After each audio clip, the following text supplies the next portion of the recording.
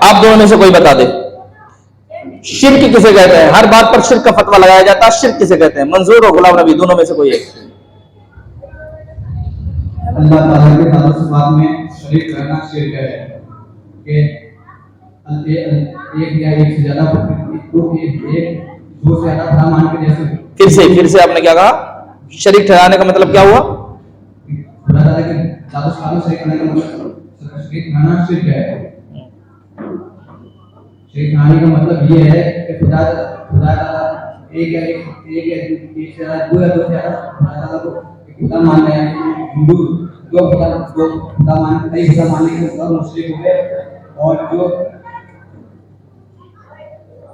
चलिए मौलाना आप बताओ, मंजूर साहब। अल्लाह ताला की नाम और सिफात में किसी को शरीक ठहराने का मतलब ये है कि अल्लाह ताला की नाम और सिफात में किसी को शरीक ठहराने का मतलब ये है कि अल्लाह ताला को एक और वाहिदुल वजूद मानना। चलिए पहला राउंड खत्म। मौलाना गुलाम नबी और मौलाना मंसूर साहब तशरीफ रख लें। गुलाम नबी साहब दो लोग बैठ जाए, बाकी 3 इधर 2 इधर। अब इन दोनों में ये पर्चियां निकालिए, 8 लोगों के नाम की पर्ची जल्दी से इन दोनों की पर्ची हटा दें।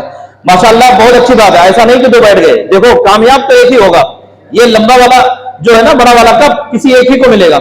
लेकिन ये इनकी हिम्मत को दाज दीजिए कि इन्होंने हिस्सा लिया। वो लोग जो बैठ करके वहां मुस्कुरा रहे हैं और सोचते हैं वो बैठ गए, आपसे अच्छे हैं, कम से कम वो स्टेज पर बैठे हैं, आपकी तरह मजमे में नहीं बैठे हैं। अगर आप भी हिस्सा लिए होते तो यहां पे बैठते। इसलिए याद रखें, कोशिश करने वाला कामयाब होता है। शायद मौला अली फरमाते बेकदरी तकतसबुल मआली मन तलबल औला सारल लयाली। जो इंसान जितनी कोशिश करता है उसको उतनी बुलंदी मिलती है, और बुलंदी उसी को मिलती है जो रातों को जाग करके कोशिशें करता है। माशाल्लाह आज जब मैं आया सुबह और देखा सारे बच्चे इधर उधर अपने काम में मसरूफ है, लेकिन ये बच्चे जिन्होंने नाम लिखाए थे ये किताबें लेकर बैठ के रट रहे थे, किताबें लेकर बैठ के याद कर रहे थे। तो इनको नतीजा क्या मिला? आप महफिल में बैठे हैं, ये स्टेज पर बैठे हुए हैं। तो ये बड़ी सादत की बात है। दो ग्रुप बनाइए जल्दी से।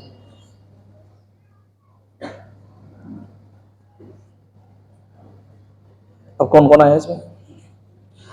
चले ग्रुप ए में शमशीर, मुदस्सिर ले लीजिए। शमशीर, मुदस्सिर, शान आलम और Suhel. Same same same same. एक आदमी इधर, तो सिर्फ इधर आ जाओ। चलिए अब दूसरा राउंड शुरू हो रहा है। ये पहला था अकीदे के बारे में, अब दूसरा राउंड सवाल। चलिए जो पहले आगे आएगा देखते रहने जगह। आज हम सुन्नियों को ना बार बार एक लफ्ज कहा जा रहा है, सुन्नी बिदअती है बिदअती है। तो आज आप सुनिए बिदअत किसे कहते हैं। चलिए सोहेल भाई।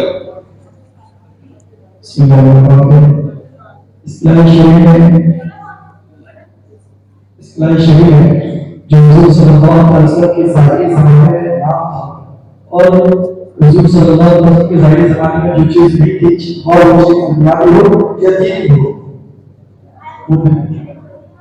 इस्लामी शरीर है जो हुजूर सल्लल्लाहु अलैहि वसल्लम के ज़ाहिरी उम्र में ज़ाहिरी ज़िंदगी में जो चीज़ ना हो और किसी चीज़ का इजहार करना तो हुजूर सल्लल्लाहु अलैहि वसल्लम की ज़ाहिरी ज़िंदगी में ना हो और जो चलिए बड़ी मुश्किल की बात आपने जवाब सही दिया। बिदात कहते हैं नबी करीम सल्लल्लाहु अलैहि वसल्लम के जमाने ज़ाहिरी में वो चीज ना हो, बाद में उसको इजाद कर लिया हो, चाहे वो दुनियावी चीज हो या दीनी चीज हो, तो उसका नाम क्या है? बिदात है। ये इनका जवाब है। माशाल्लाह इनके नाम के आगे 2 पॉइंट। अब मैं बता देता हूं, शमशीर के 2 पॉइंट है, सुहेल के 2 पॉइंट है, मुजक्किर के 2 पॉइंट है, बाकी अरबाज के 1 पॉइंट है, रेहान के 1 पॉइंट है, और अब्दुल रहमान साहब के 1 पॉइंट है, तौसीफ के 1 पॉइंट है। 2 वाले 3 है और 1 वाले 4-5 लोग हैं। चलिए तो अब दूसरा सवाल, बिदअत की कितनी किस्में हैं? चलो शान आलम साहब।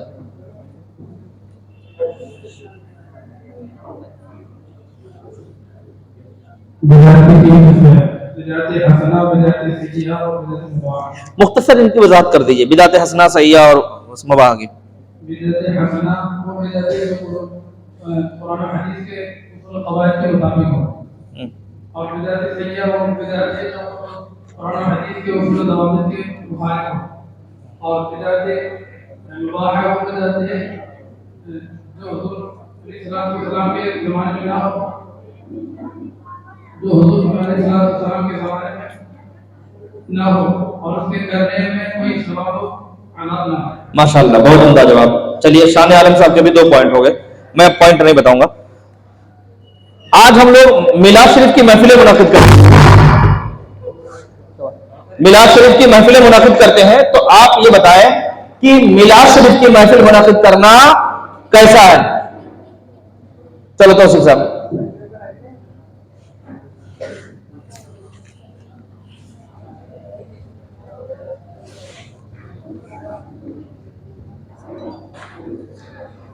पंद्रह सेकंड का टाइम है, टाइम खत्म हो रहा है।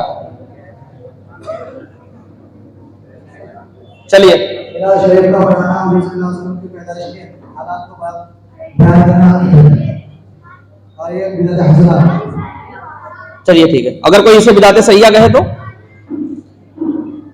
अगर कोई इसको बिदाते सहीया कहे तो उसके बारे में क्या ख्याल है? ये आपके जवाब का टुकड़ा इसलिए पूछ रहा हूं। कोई कहे कि ये गलत है, इसको नहीं करना चाहिए, यानी बिदाते सहीया कहे मिलाद मुस्तफा को मनाने को, तो उसके बारे में क्या ख्याल है आपका? वो इंसान क्या हुक्म है उस पर?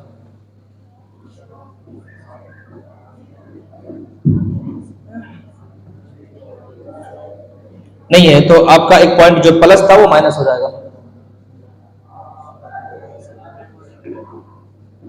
चलिए, आपके गुरु में कोई बता दे आपका माइनस। हाँ, वो गुमराह और बदमज़हब, ये आपके जवाब का हिस्सा। एक सवाल ये है, आज हम लोग मैयत की जानिब से तीजा, 40वां, 10वां, 20वां करते हैं, तो अब एक सवाल ये है, चलिए भाई सवाल बताइए क्या है? बगैर सवाल सुने हाथ उठा दिए, बताइए सवाल क्या है? हाँ जल्दी करो, सवाल बताओ फिर जवाब बताओ, टाइम नहीं है। हुजूर अलैहिस्सलाम के ज़माने में ये तस्वीर होता था जब सवाल हाँ, जब जवाब बताएं। सलाम के ज़माने में ये तस्वीर 10 नहीं होता था, ये सब बात की इजाज़त है।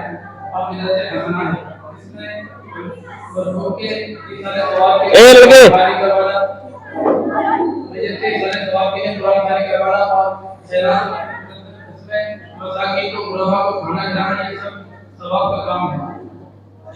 अगर एक सवाल इसी का टुकड़ा है, अगर मैयत के तीजा, 40वां, 20वां जो हम लोग करते हैं, इस पर जैसे शादी की तरह सारे लोगों को दावत दी जाती है, ऐसे तीजा और 40वां के मौके पर शादी की तरह लोगों को दावत देकर खाना खिलाया जाए, तो क्या ये बिदाते हसना है या जायज है या क्या है? इसके बारे में क्या?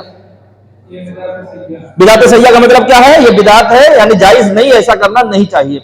शादी की तरह लोगों को दावत देकर के तीजा और 40वां में खाना खिलाना जायज नहीं है, बल्कि तीजा और 40वां, 10वां, 20वां का खाना गुरबा, फकरा और मिस्कीन का हक होता, उन्हें खिलाया जाए। शादी की तरह दावत करना, उस पर फख्र महसूस करना, लंगरे चलाना, यह दुरुस्त नहीं है, इससे बचना चाहिए। चलिए, माशाल्लाह आपका जवाब सही है, 3 पॉइंट। अब ये किताबुल आमाल खत्म हो गया। अब इसके बाद में 2 राउंड खत्म हो गए, तीसरा राउंड शुरू हो गया। माफी साहब इसको फिर कीजिए, चारों को इसमें पॉइंट गिन लें। हाँ, ये चले जाए मौलाना तौसीफ साहब, ला बैठ जाए। किसका? हाँ, किसने बताया था? आपने? हाँ तो हाँ, 4, 3 एक तरफ कर दीजिए जल्दी से।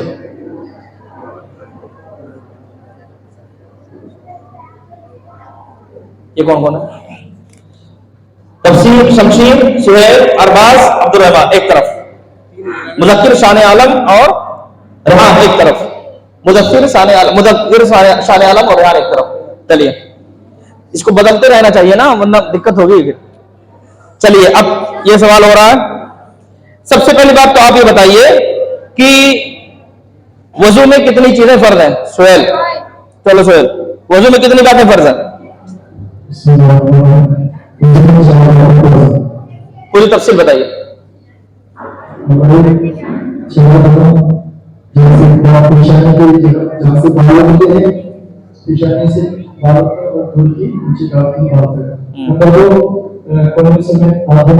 नंबर 3 चौराहे तक फंसा देगा, नंबर 4 घटना तक कर देगा।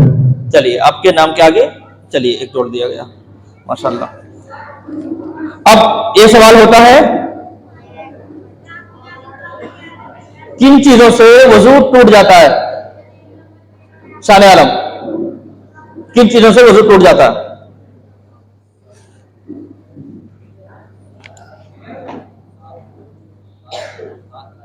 इंसान के बदन से कोई ऐसी चीज निकले, बताइए बताइए जल्दी कीजिए, आपको ही बताएगा, बदन से बताओगे नंबर कटेगा। हाँ बोलना मत अभी। चलिए इंसान के बदन से कोई नापाक चीज बहकर कोई भी नापाक चीज निकले तो चलिए इस ग्रुप में कोई दूसरा बताए, आपका एक पॉइंट खत्म हो गया। पखाना पेशाब करने से और पखाना पेशाब की जगह से किसी दूसरी चीज के निकलने से और बहता हुआ खून पीठ वगैरह के निकलने से वजू टूट जाता है। और आगे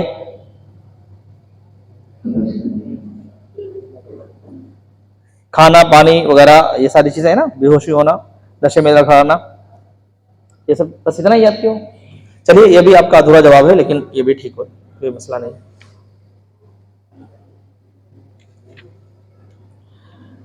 एक आसान सा सवाल, और बल्कि सिर्फ बताने के लिए नहीं, जो भी बताएगा वो समझाने की नीयत से बताएगा, लोगों को समझा करके। वजू करने का तरीका क्या है? कौन उठाया पहले? मुदक्किर साहब, वजू करने का तरीका बताइए सबको। वजू करने का तरीका ये है कि पहले बिस्मिल्लाहिर्रहमानिर्रहीम पढ़ें, फिर नियत करके दोनों हाथों को घुटनों तक 3 बार धोएं, यानी पहले दाहिने हाथ को 3 बार धोएं, फिर दाहिने हाथ को 3 बार धोएं। आपको मैं यहाँ पे रोक देता हूँ कि बिस्मिल्लाह करने के बाद उसे मिसवाक करना है, आपने मिसवाक छोड़ दिया, चलिए कोई बात नहीं, चलिए आगे।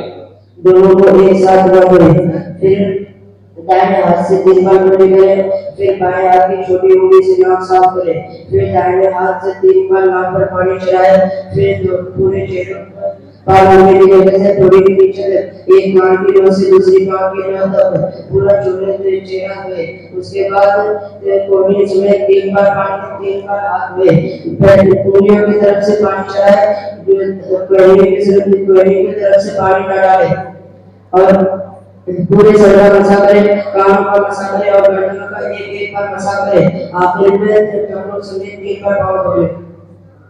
चलिए माशाल्लाह, ठीक है मुदक्किर साहब। अब एक सवाल यह है कि किन वक्तों में गुस्ल करना सुन्नत है? रेहान।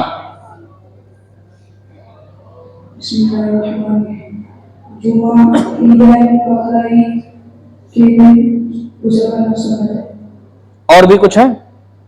जुमा, ईदैन, बकरा ईद तो हो गया। ईदैन कह दिए तो बकरा ईद उसमें वैसे आ गया, बकरा ईद वाला कहने की क्या जरूरत है? ईदैन में दोनों ईद आ गए ना, ईद आ गई।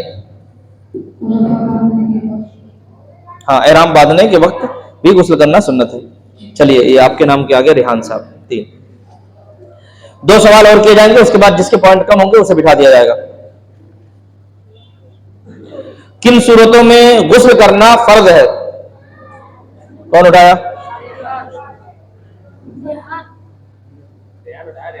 चलो रेहान साहब।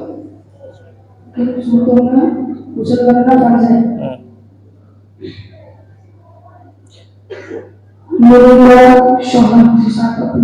क्या? किस चीज का? हाँ, मनी का। शोहरत से अपनी जगह से निकलने और एहतराम होने से और सारे ज़िक्र का औरत के आगे या पीछे के मकान में दाखिल होने से या मर्द के पीछे के मकान में दाखिल होने से गुस्ल फर्ज हो जाता है। 2 चीजें और हैं जो आमतौर पर औरतों को ही लाहिक होती हैं। हाँ, हैज और निफास से भी। चलिए आपके नाम के आगे 4 पॉइंट। एक सवाल यह है, हम वजू वगैरह कर लिए और वजू वगैरह करने के बाद आए या गुस्ल कर लिए और आए और हमारा घुटना खुल गया या कपड़ा, हम नंगे हो गए, कपड़ा नहीं रहा जिस्म पे, तो क्या ऐसी सूरत में गुस्ल या वजू टूट जाएगा? शाने आलम साहब बताइए, आप हाथ पहले उठाए हुए।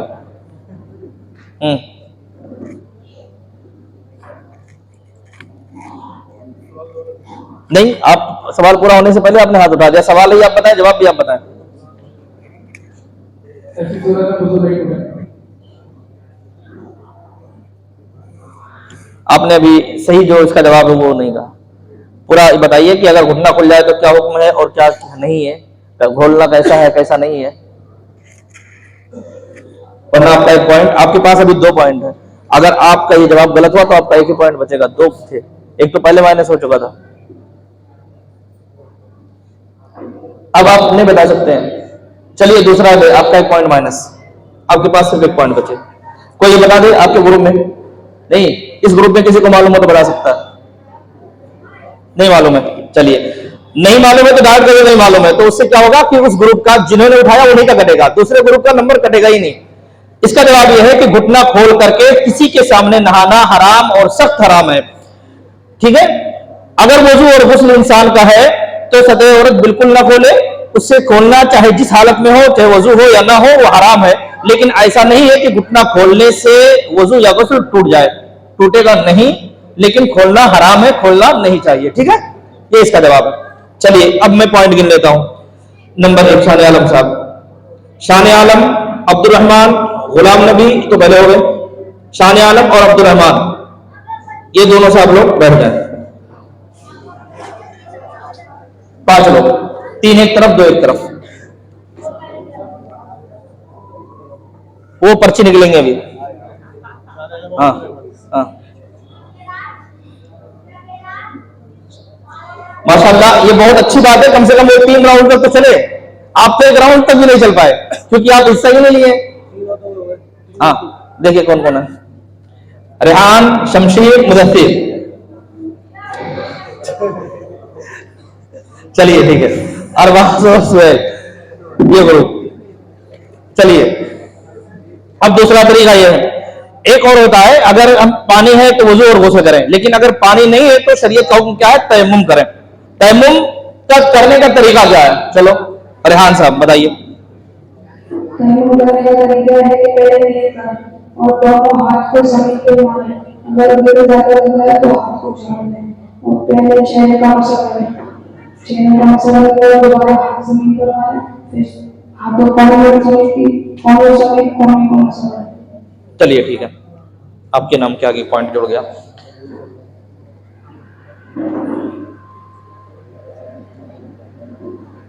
तयम्मुम में कितनी बातें फर्ज हैं, चलो रेहान।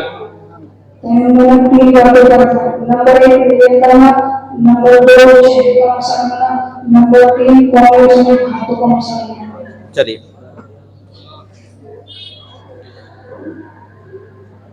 आप बता दीजिए तयम्मुम करना कब जायज है, चलो रेहान।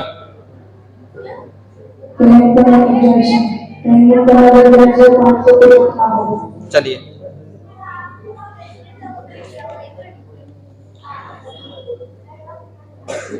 इस्तिंजा करने का तरीका क्या है, चलो चलो तुम बता दो, चलो इस बार इन्हीं को दे दो मौका। हाँ बताओ, हाँ इस्तिंजा करने का तरीका क्या है। पेशाब के बाद इस्तिंजा करने का तरीका ये है कि मिट्टी या कंकड़ या मट्टी पुराने कपड़े से इस तरीके का साफ करके फिर धो डालें। और पकाने के बाद इस्तिंजा करने का तरीका ये है कि मिट्टी, कंकड़ या पत्थर के 3, 5 या 7 टुकड़ों से उसको साफ कर ले, इस पानी से धो डालें। चलिए माशाल्लाह, अच्छा जवाब। इस्तिंजा करना किन चीजों से मना है, चलो रेहान। किसी किस्म का खाना, हड्डी, मीट, गोबर वगैरह और किसी जानवर का चारा वगैरह से इस्तेमाल। चलिए माशाल्लाह। अगला सवाल, अच्छा कौन सी ऐसी जगह हैं जहां पेशाब और, चलो भाई हाँ हाथ उठा दिए, सवाल भी नहीं होने पाया। चलिए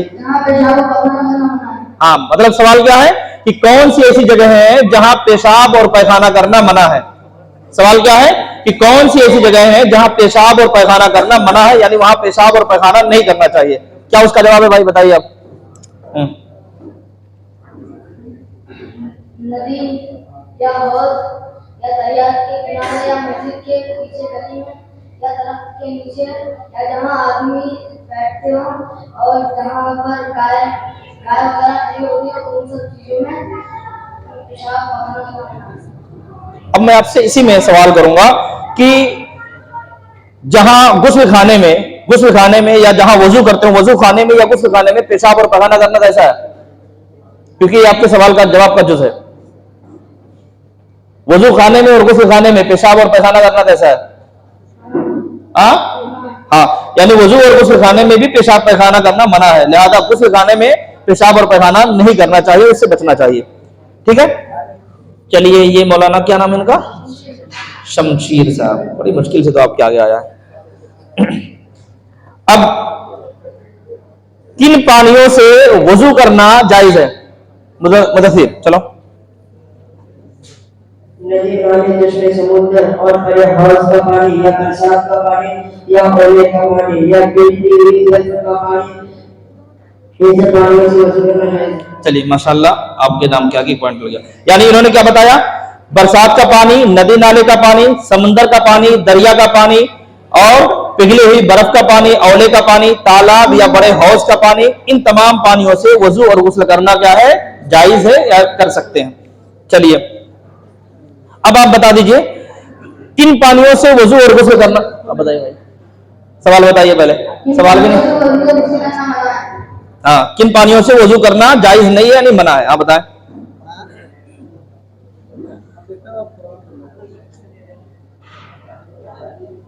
माशाल्लाह, अच्छा।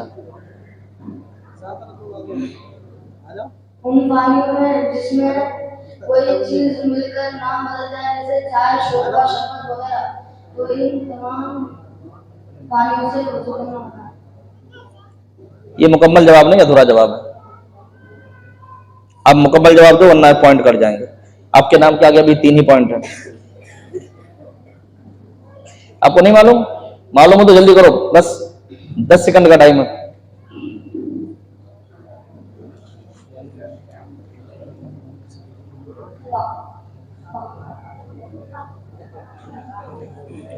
चलिए दूसरा, आपके ग्रुप में किसी को मालूम है तो बता दे। 10 सेकंड का टाइम है। कल और तरह के नीचे पानी से वजू करने मना है। हम वो पानी जिस पर कोई पाप चीज कर रही हो और नाम बदल गया, जैसे शरबत, शोरबा, चाय वगैरह, या वो पानी जिस पर कोई नापाक चीज या भेंट गिर रही हो, उन सब पानियों से वजू करना मना है। चलिए ठीक है, यानी किन पानियों से वजू और गुस्ल करना मना है, तो इनका जवाब है दरख्त या फल का निचोड़ा हुआ पानी, यानी किसी किस्म का जूस वगैरह हो तो उससे भी हम वजू नहीं कर सकते, ना गुस्ल कर सकते हैं। शोरबा है, चाय है, दूध है, यानी जिसका नाम ही अलग हो जाए, अगर तो बहने की उसमें सलाहियत हो तो उससे भी वजू नहीं कर सकते हैं। इसी तरीके से किसी पानी में कोई नापाक चीज मिल जाए तो उससे भी हम वजू और गुस्ल नहीं कर सकते हैं, जबकि उसका रंग, बू और मजा बदल गया हो। और अगर छोटा हौज है, जैसे हमारे यहाँ टंकी वगैरह है, उसमें अगर गिर जाए नापाक चीज तो गिरते ही वो पानी नापाक हो गया, उससे वजू और गुस्ल नहीं कर सकते हैं। चलिए ये मौलाना मुज़क्किर साहब, मैं सिर्फ और सिर्फ 2 सवाल और करूंगा, उसके बाद पॉइंट गिनूंगा। जिसके पॉइंट ज्यादा होंगे वो सामने खड़ा होगा, जिसके कम होंगे उनमें से कुछ लोगों को बिठा दिया जाएगा। 2 सवाल। किन जानवरों का जूठा चलिए मौलाना शमशीर साहब, आपके पॉइंट वैसे भी कम हो गए, 2 ही है। इन जानवरों का जूठा पाक है। हाँ,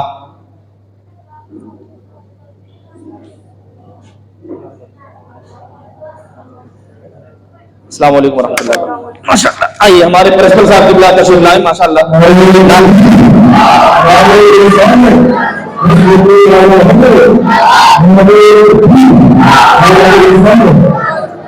तशरीफ रखें, तशरीफ रखें।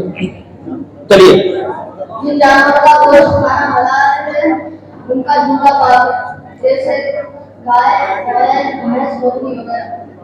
चलिए ठीक है, शमशीर साहब के नाम के आगे 1 पॉइंट, यानी आपका 3 था, 1 माइनस हो गया था, अब 3 हो गया। ठीक है, 1 करा हुआ। आखिरी सवाल इस राउंड के, किन जानवरों का जूठा नापाक है? चलिए आप, माशाअल्लाह, वालेकुम सलाम। किन जानवरों का जूठा नापाक है? चले आप बताएं, रेहान साहब। जो जानवरों का गोश्त खाना हराम है, उन जानवरों का जूठा भी नापाक है, जैसे सूअर, शेर, चीता, हाथी वगैरह। चलिए माशाअल्लाह, जवाब अच्छा है रेहान। अब अरबाज साहब के 3 हैं और सुहेल साहब के 3, शमशीर साहब के भी 3 हैं, और कौन है एक साहब? मुज़क्किर, रेहान। मुज़क्किर, रेहान सब 3 ही है। एक सवाल और पूछ लेता हूं आप दोनों के अलावा, यानी मुज़क्किर और रेहान को छोड़ करके आप चारों में से कोई बता दे, मुज़क्किर और रेहान को छोड़ करके बाकी 3 लोगों में से कोई बताए।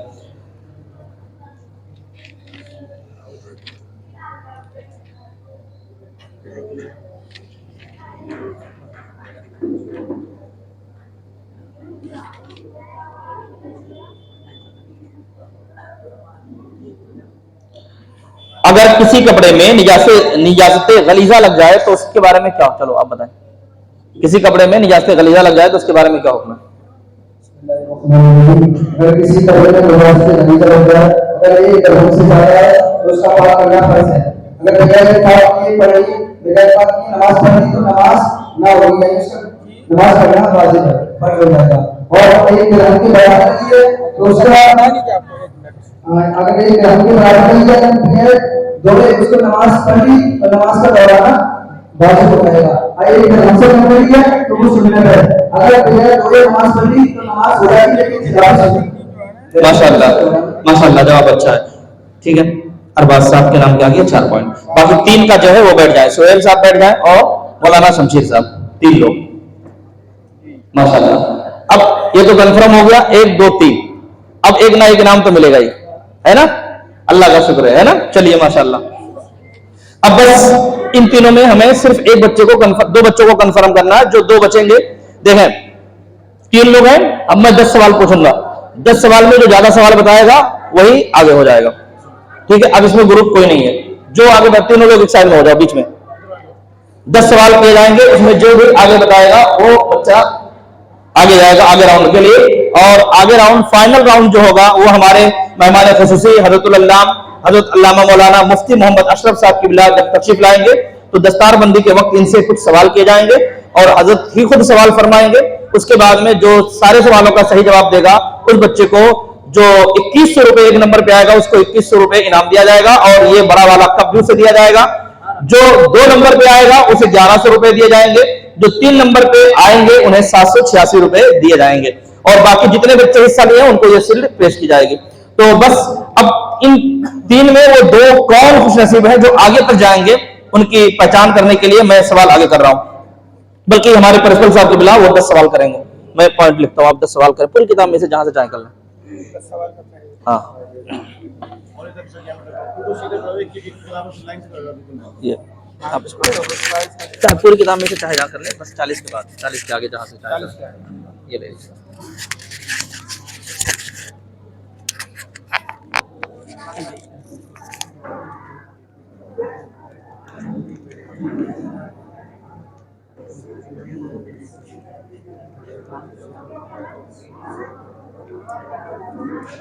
रुकू, सजदा या कादा में भूल कर कुरान पढ़ दिया तो क्या हुक्म है? चलो रेहान पहले हाथ उठाएं। वो सजदे में अगर भूलकर कुरान पढ़ दिया तो वो नहीं, लेकिन आखिर में सजदा छोड़ जी सही जवाब है, सही जवाब। चलिए रेहान और आगे दूसरा सवाल, फर्ज या वित्र में कादे उला भूल कर तीसरी रकात के लिए खड़ा हो रहा था कि याद आ गया तो उस सूरत में क्या करे? रेहान चलो। अगर भूलकर खड़ा होगा, अगर खड़ा नहीं हुआ तो बैठ जाए, अगर खड़ा हुआ तो भी खड़ा नहीं, आखिर में सजदा छोड़। सही जवाब। ये बताते रहिए माइक में सवाल क्या था, जवाब क्या था, जवाब नहीं समझ आए। अच्छा, सवाल ये था कि फर्ज नमाज में या वित्र में कादे उला भूल कर बंदा खड़ा हो गया तो ऐसी सूरत में क्या हुक्म है? तो इसमें हुक्म ये है कि अगर बैठने के करीब है तो बैठ जाए और खड़ा होने के करीब है तो खड़ा हो जाए, लेकिन आखिर में सजदा साहब है। बच्चे ने सही जवाब दिया। तीसरा सवाल, अगर कादे अखीरा में अत्तहियात व रसूलुहु तक पढ़ने के बाद भूलकर खड़ा हो गया तो क्या करे?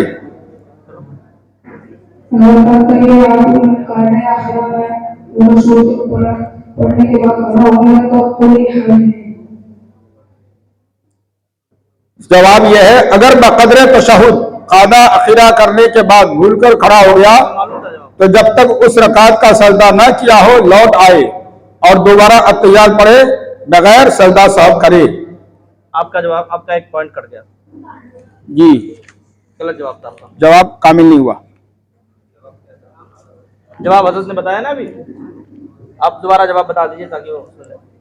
अगर तशहुद के मिकदार कादा अखीरा करने के बाद तशहुद के मिकदार बैठ गया, इतना बैठने के बाद भूल कर खड़ा हो गया, तो जब तक उस रकात यानी भूले से चौथी के बजाय, चौथी तो हो गई थी या 2 रकात वाली थी, 2 हो चुकी थी, भूले से तीसरी के लिए खड़ा हो गया, या 4 वाली थी भूले से 5वीं के लिए खड़ा हो गया, जब तक 5वीं का सजदा ना किया उस वक्त तक बैठ जाने का हुक्म है, और बगैर तशहुद पढ़े सजदा सहव करने का हुक्म है।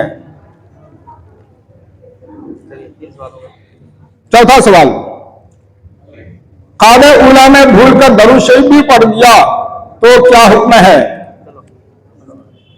बताइए। अरबाज, भूल कर तशहुद पढ़ दिया तो क्या होगा?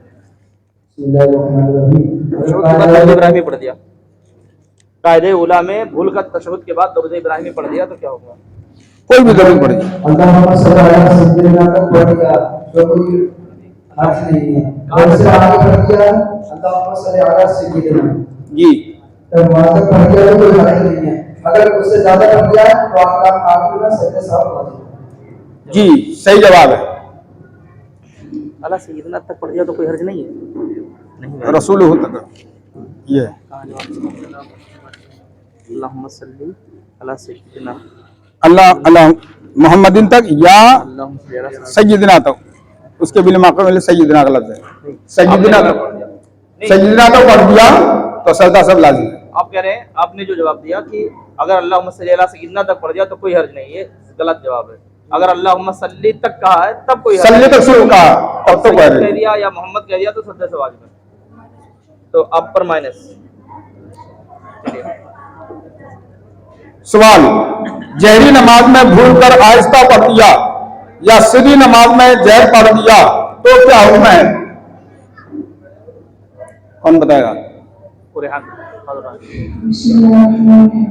जहरी नमाज में गैर जैसे पढ़ा, गैर जहरी में जैसे पढ़ दिया तो सजदा शुरू, आगे में सजदा से नमाज ना होगी। जी सही जवाब। चलिए माशाल्लाह, 2 पॉइंट। ऐसी सूरत में सजदा सब लाजिम है, यानी जिन नमाजों में आहिस्ता क़रात करनी होती है बुलंद आवाज से क़रात कर दिया तो सजदा सब लाजिम है। इसी तरह जहां बुलंद आवाज से क़रात करना है आहिस्ता क़रात किया तो सजदा सब लाजिम है। 5 जवाब आखिर से कर दिए नमाज को छोड़ के।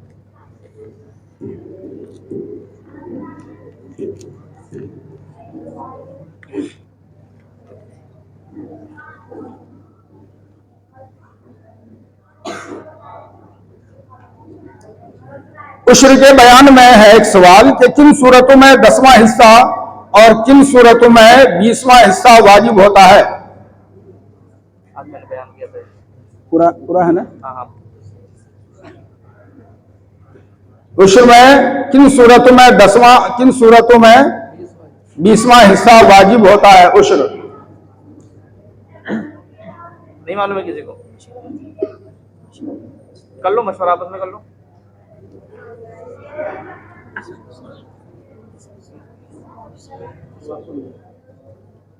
जो देगा उसको पॉइंट लेके जाएंगे। चलो जवाब दीजिए।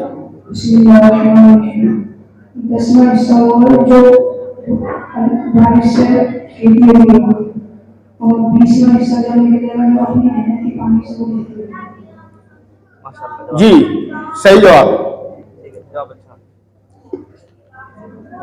अब इसको आवाम को बता दीजिए थोड़ा।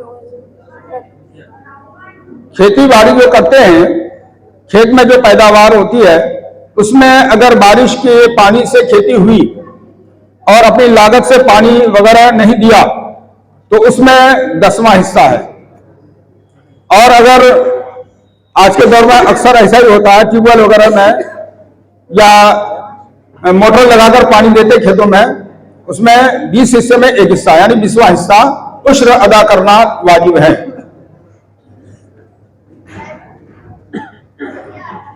एक सवाल, क्या खेती के अखराजात, हल बैल और काम करने वालों की मजदूरी निकालकर 10वां 20वां हिस्सा वाजिब होता है? उशरही के बयान में है।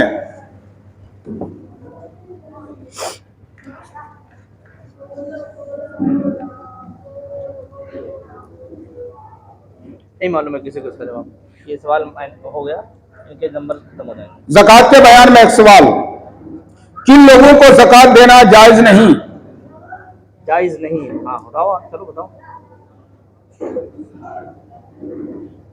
हमारा सिलेंडर एक ही बता रहे, चलो तुम बताओ। हाँ, किन लोगों को, पहले सवाल समझ लो। ज़कात देना जायज नहीं, किन लोगों को? किन लोगों को ज़कात नहीं दे सकते हैं, उनका नाम बताना है। जी जी, अधूरा जवाब है, और भी बहुत सारे लोग हैं। और कौन कौन है जिनको ज़कात नहीं दे सकते? चलिए ये अधूरा जवाब बताए, पूरा जवाब हजरत बता दें। पूरा जवाब ये है कि मालदार जो साहिब निसाब है उनको ज़कात नहीं दे सकते, यानी 7.5 तोला चांदी सोना के मकदार या 52.5 तोला चांदी के मकदार मालियत रखता हो वो शख्स, वो साहिब निसाब कहलाता है। ऐसे को ज़कात नहीं दे सकते हैं, इसलिए कि ज़कात खुद उसी पर फर्ज है। इसी तरह बनी हाशिम यानी हजरत अली, हजरत जाफर, हजरत अकील, हजरत अब्बास और हजरत हारिस इब्ने अब्दुल मुत्तलिब की औलाद को ज़कात देना जायज नहीं। इसी तरह से अपनी असल और फरा यानी माँ बाप, दादा दादी, नाना नानी वगैरह को ज़कात नहीं दे सकते, और अपनी औलाद, बेटा बेटी, पोता पोती, नवासा नवासी को ज़कात देना जायज नहीं। चलिए माशा।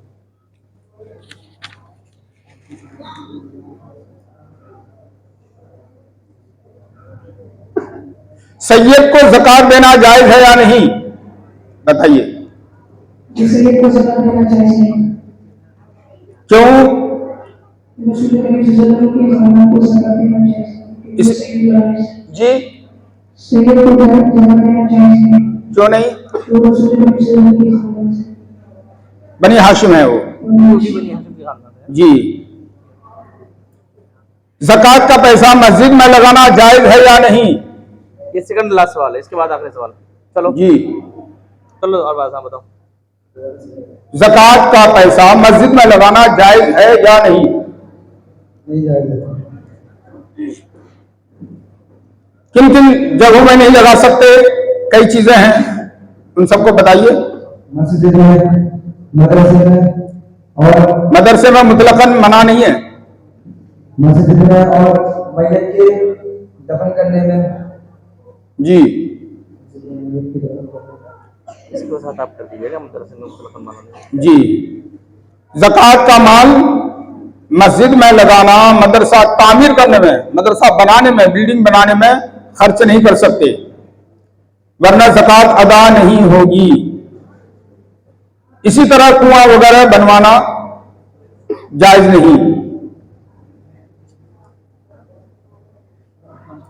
और सवाल बाकी है? एक सवाल एक सवाल है।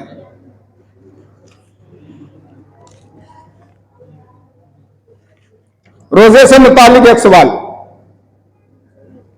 क्या रोजा में मिसवाक करना मकरूह है? चलो मुज़फ्फर साहब तुम बताइए। रोजे की हालत में मिसवाक करना मकरूह नहीं। क्या है मिसवाक करना? क्या है? आपस में बोल नहीं सकते हो। मिसवाक कर सकते हैं, कोई हर्ज नहीं। जी, मिसवाक कर सकते हैं, कोई हर्ज नहीं। अच्छा, मिसवाक करना मकरूह नहीं है। मिसवाक जैसे और दिनों में करना सुन्नत है, रोजे में भी करना सुन्नत है। चलिए एक दो राउंड के लिए रेहान माशाल्लाह, ये इनामी प्रोग्राम जो है वो माशाल्लाह बड़ी आखिरी वाले में पहुंच गया। 3 नंबर पर मौलाना मुज़फ्फर साहब आए हैं, और 1 और 2 नंबर के प्रोग्राम के लिए अब शुरुआत की जाएगी जनाब अरबाज और जनाब रेहान साहब के लिए। वो मौलाना हजरत मुफ्ती मोहम्मद अशरफ साहब की मौजूदगी में उनसे सवाल जवाब किया जाएगा, वो जवाब देंगे। बाकायदा तौर पर अब आप अपनी जगह पे बैठ जाए। जो लोग भी इसमें शिरकत किए उनको ये सिल दी जाएगी, और 1-2 नंबर के लिए जनाब अरबाज और जनाब रेहान साहब आएंगे इसके आगे। अब बाकायदा तौर पर प्रोग्राम को आगे बढ़ाने के लिए मैं नाते नबी करीम सल्लल्लाहु अलैहि वसल्लम पेश करने